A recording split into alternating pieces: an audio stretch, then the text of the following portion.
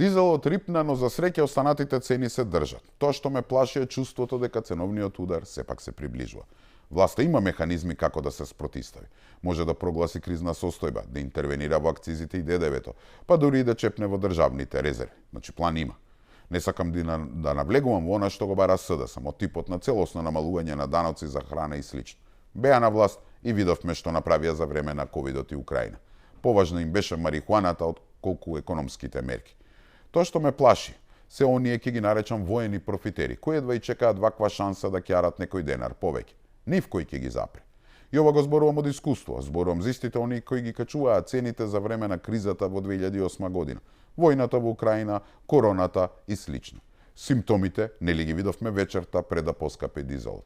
Така што владата мора итно со нив да се позанимава, да ги контролира и секој што ќе се обиде да направи нешто, жестоко да го санкционира.